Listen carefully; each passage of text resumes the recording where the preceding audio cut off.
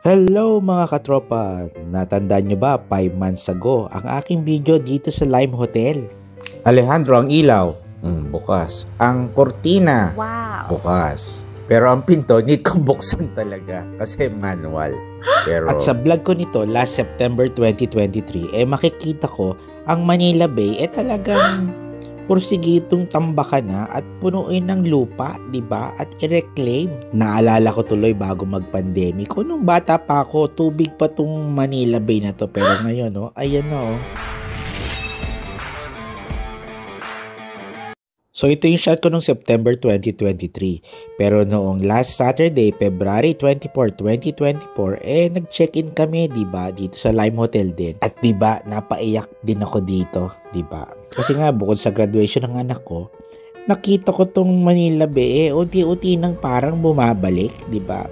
'Di ba?